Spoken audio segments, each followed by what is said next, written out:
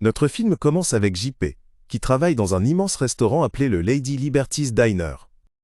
JP est en cuisine, préparant ses burgers signature qui sont délicieux, et il est de bonne humeur.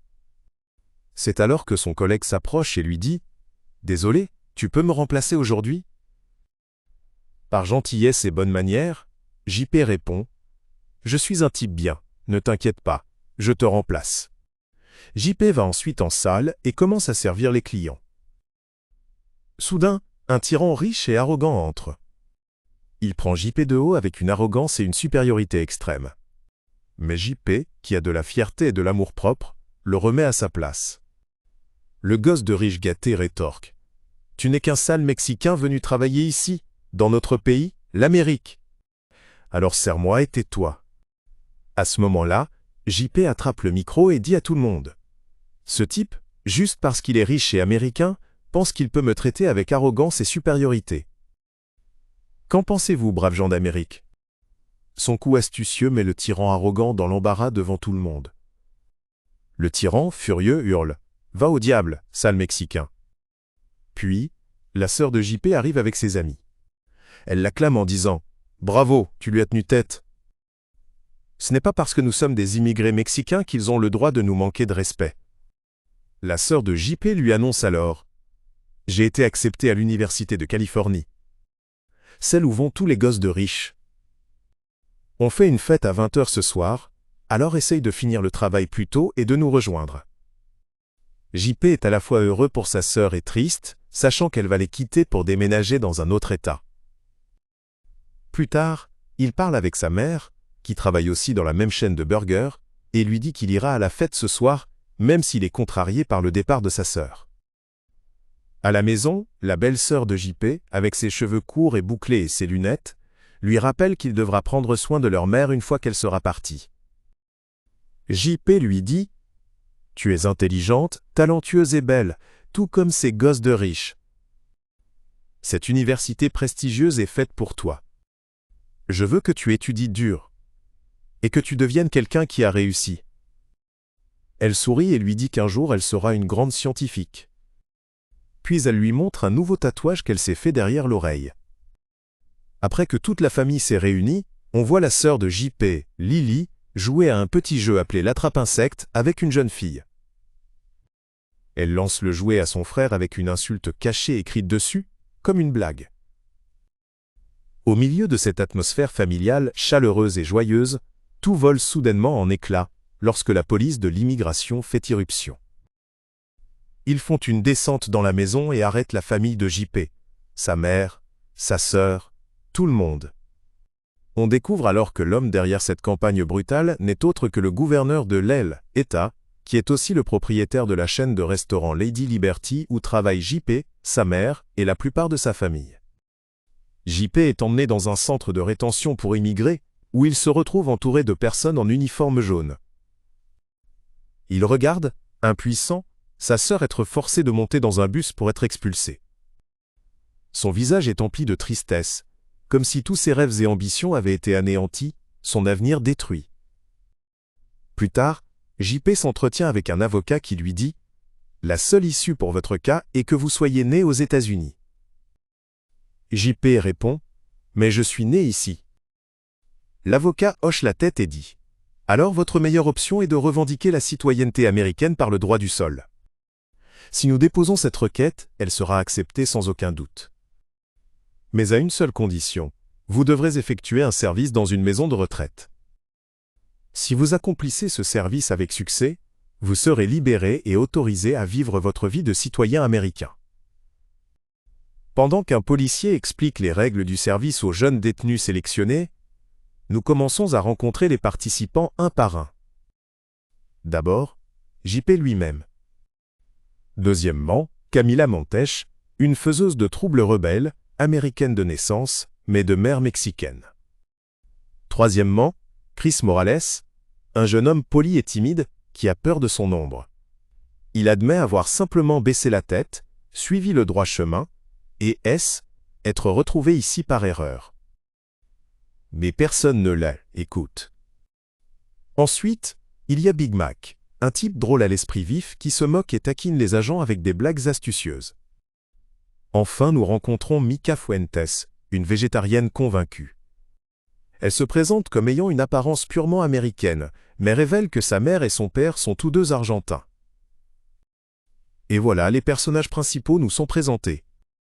Ils sont transportés à la maison de retraite, tous vêtus d'uniformes jaunes qui ressemblent presque à des tenues de prisonniers. Étrangement, à leur arrivée, les résidents âgés ne parlent pas du tout. Le directeur de L, établissement les accueille chaleureusement, affichant un visage aimable et innocent. Il leur dit que le plus important ici est le respect, et qu'ils doivent traiter les personnes âgées avec gentillesse, dignité et bonne manière. Puis, son ton change. Si vous suivez les règles, vous serez comme mes frères, mes amis, de vrais gens bien. Mais si vous faites une erreur, que Dieu vous vienne en aide. Je vais vous presser jusqu'à ce que de petits immigrés sortent de vous.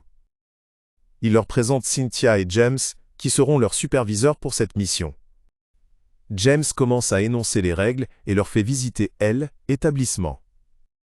Il remarque que les personnes âgées y sont gâtées et vivent dans un confort extrême.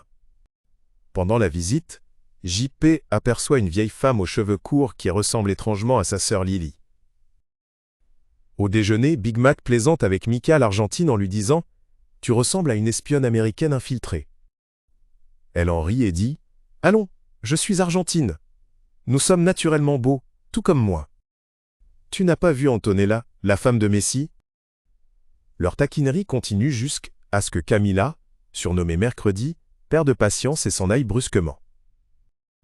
Plus tard, James leur apporte de nouveaux vêtements. JP tente d'approcher la vieille femme qui ressemble à sa sœur, mais elle ne répond pas, restant complètement silencieuse. Soudain, Mika l'interrompt étrangement, en disant « Pourquoi ne lui lis-tu pas un livre plutôt ?» Et elle s'en va. Alors que JP commence à lire pour la vieille femme, elle parle soudain d'un ton sinistre.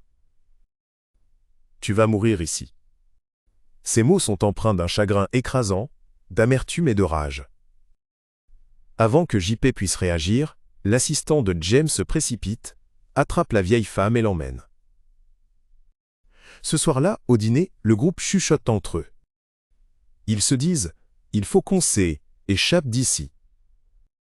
Chris ajoute nerveusement « Cet endroit ne me dit rien qui vaille.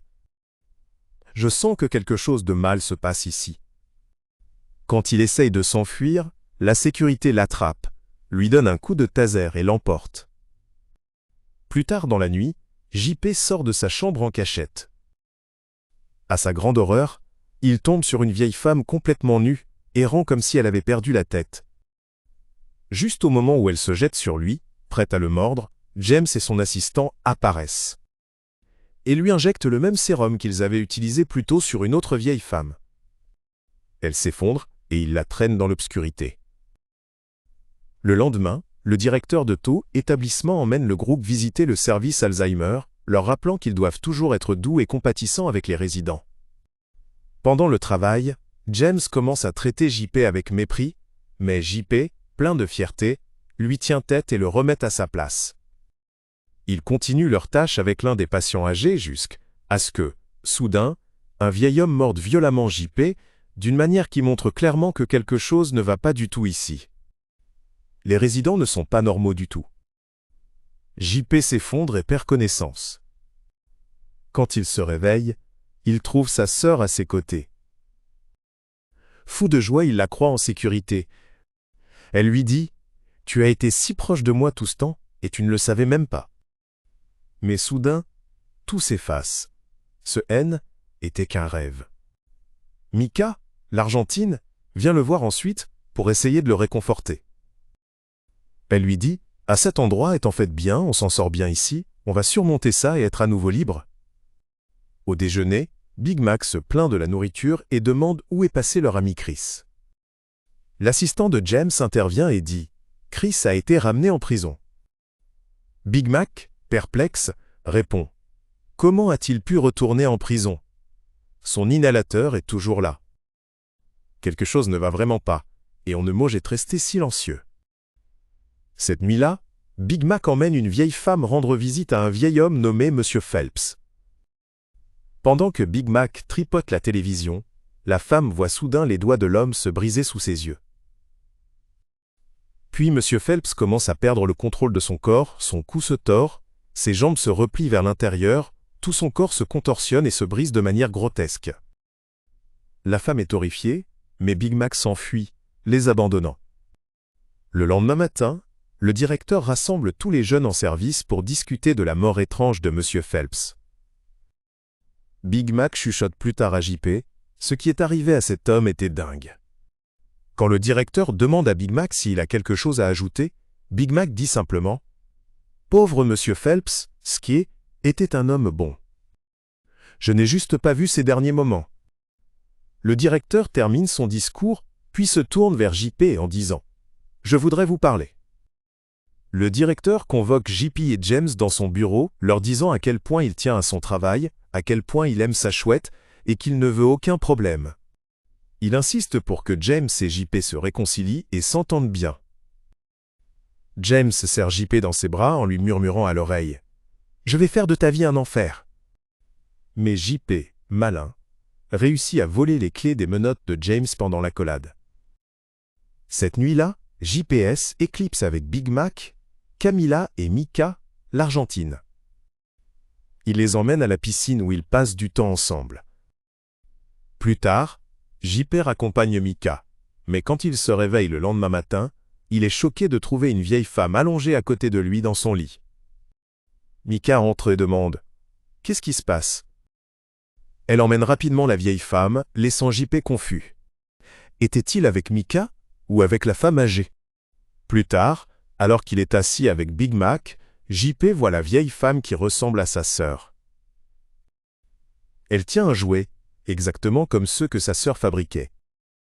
Quand JP lui demande où elle l'a eu et comment elle le connaît, elle lui serre soudainement la main fermement et réagit avec intensité.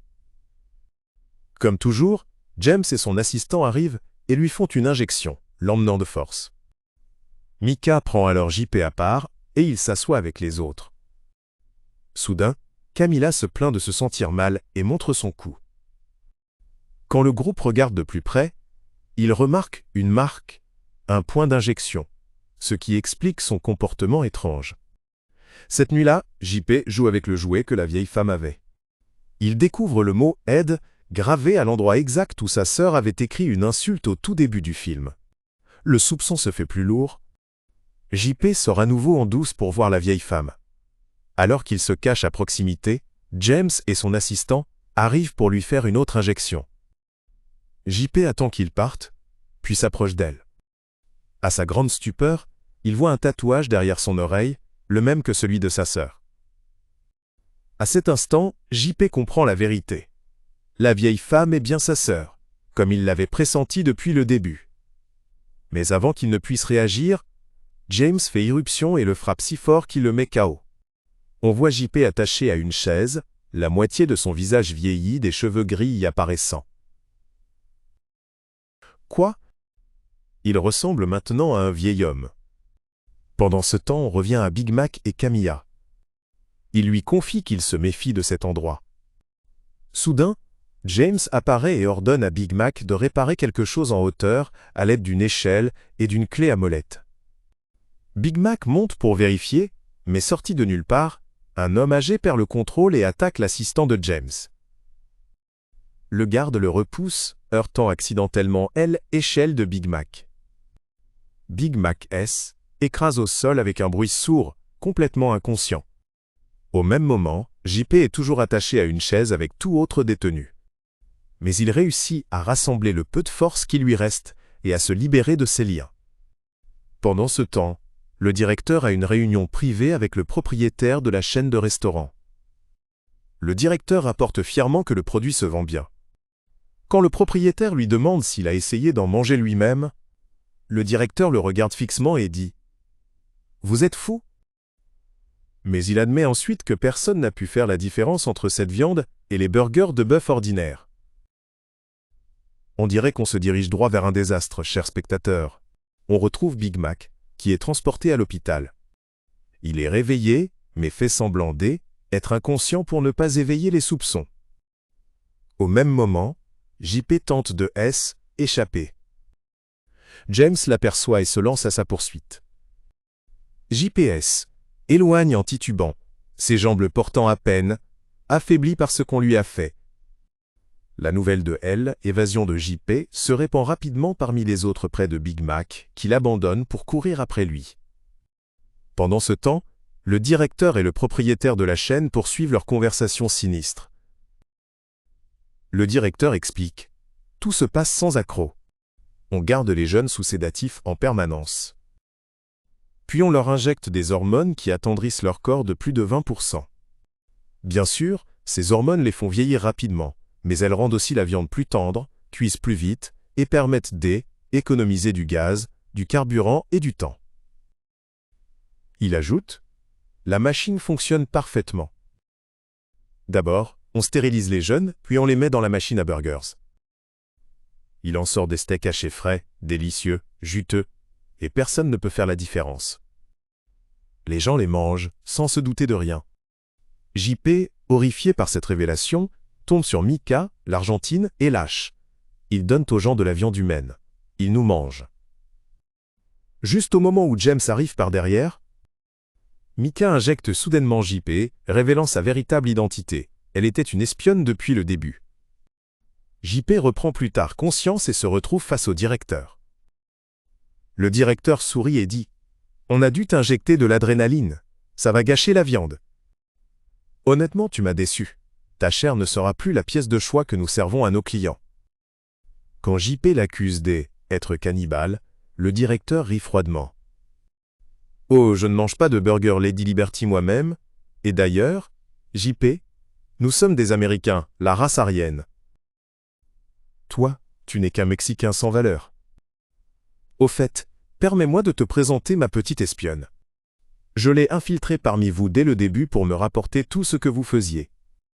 Tu vois, JP, je suis un vrai Américain, quelque chose que tu ne seras jamais, pauvre immigré pathétique. » On voit alors Mika, l'Argentine, révélant pleinement sa trahison. Elle est cruelle, fière et folle de joie d'avoir trompé JP. Son cœur se brise de colère et d'humiliation.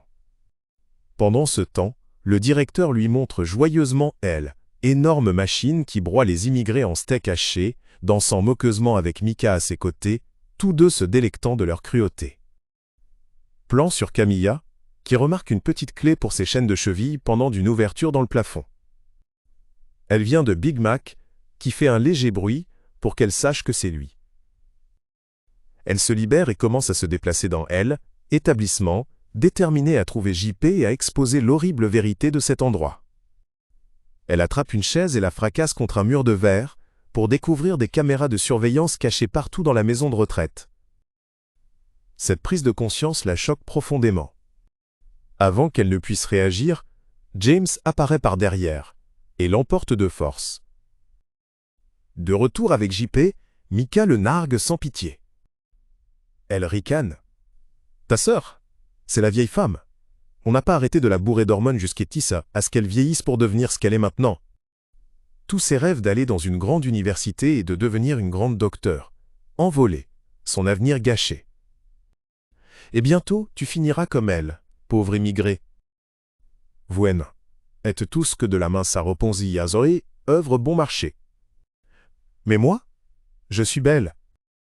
Je ne suis pas né pour la pauvreté. Je suis né pour l'argent, les manoirs, les voitures. C'est pourquoi je suis devenu l'espionne du grand Américain riche. Le directeur de cette maison de retraite, l'homme qui dirige la chaîne de production de burgers. Et quand il ne sera plus là, j'hériterai de sa fortune, vivrai dans le luxe et me noierai dans sa richesse infinie. Le directeur ricane en regardant JP. Tu sais ce qui se passe ensuite, n'est-ce pas?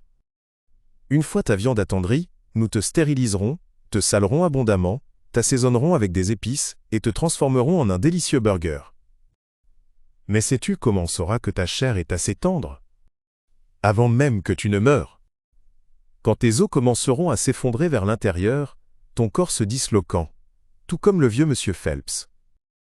On voit alors JP utiliser le tube de son cathéter pour chuchoter à Camilla.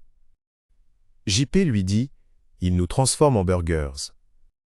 On doit échapper à tout prix, parce qu'une fois notre chère attendrisse, ce sera la fin. JP va voir sa sœur, maintenant une vieille femme allongée dans son lit.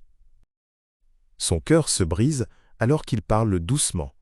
« N'aie pas peur, ma sœur. Je suis là. Je vais te sauver. Nous sortirons de cet endroit ensemble. » Camilla entend les mots de JP, sa loyauté, son courage, sa gentillesse, et elle est profondément émue. Quand James et son escouade d'infirmières traîtresses arrivent pour endormir les résidents, Camilla renverse soudainement la table avec son pied. Les personnes âgées se lèvent en colère, se rassemblent et déclenchent une rébellion. JP profite du chaos pour échapper, mais un des gardes le rattrape, l'entraînant dans un combat brutal. Le garde arrache le cathéter de JP d'une manière qui vous fait, chers spectateurs, ressentir vous-même la douleur. Pendant ce temps, la foule de personnes âgées attaque James et ses infirmières, les submergeant dans une tempête de résistance. Camilla lutte pour se libérer et s'enfuir. Au même moment, Big Mac rampe dans les conduits de ventilation. En regardant en bas, il voit les gardes battre sauvagement JP. Big Mac saute, se jette dans la mêlée et utilise le cathéter de JP pour étrangler le garde, le tuant. Il relève JP et l'aide à échapper. Mais un autre garde les poursuit. Avant qu'ils ne puissent les rattraper, les résidents âgés font irruption, se lançant dans une bagarre violente avec le personnel de l'établissement. Dans le chaos, JP attrape Camilla et sa sœur, les conduisant dans l'ascenseur. Mais quand les portes s'ouvrent, il découvre que la cage d'ascenseur est bloquée. JP serre les poings et leur dit fermement « Je vais nous trouver une autre sortie ». On voit ensuite Big Mac rallier une armée de résidents âgés. Il crie « Allez, sortons de cet endroit maintenant !» Armé de cannes et de pieds à perfusion, il se rue dehors et encercle une femme dans sa voiture. Big Mac demande « Je peux emprunter votre téléphone pour appeler la police ?» Terrifiée, la femme démarre en trombe, les abandonnant. Pendant ce temps, JP tombe sur Chris, qui cherche désespérément une sortie. Soudain, le directeur attrape JP et l'entraîne dans un combat acharné. La lutte se termine avec JP inconscient et attaché sur le tapis roulant de la machine à transformer les humains en burgers. Le directeur la met en marche et JP commence à avancer lentement vers le broyeur. Juste à temps, Camilla, la combattante courageuse au cœur pur, et la sœur de JP arrivent. Camilla, pleine de courage et de loyauté, réussit à sauver JP au tout dernier moment. Mais Chris, piégé sur une autre ligne, atteint le stade où son corps commence à se décomposer, ses os s'effondrant. Il est sur le point d'être perdu à jamais. À ce moment-là, la sœur de JP ouvre la porte de secours, libérant Chris. Rassemblant toutes ses forces, Chris se jette sur le directeur, l'achevant en le forçant à monter sur le tapis roulant. Le directeur hurle alors qu'il est aspiré dans la machine, déchiqueté en morceaux et broyé en steaks hachés. JP se précipite aux côtés de Camilla pour l'aider à se relever. Avec sa sœur, il échappe enfin à l'extérieur, s'effondrant dans le jardin pour respirer l'air frais. On voit à quel point ils ont vieilli, vidés de leur jeunesse et de leur force. Big Mac arrive, inquiet que leur vie soit finie. Mais JP glousse faiblement. On faisait juste une sieste.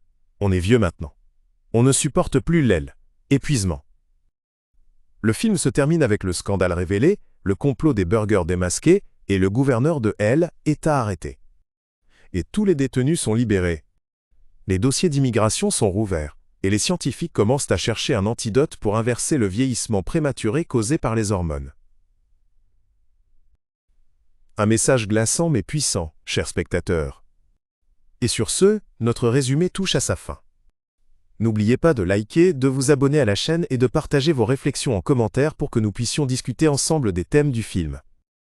Et dites-nous, vous préférez les burgers ou le steak? Ceci vous a été présenté par Bref Film. Au revoir.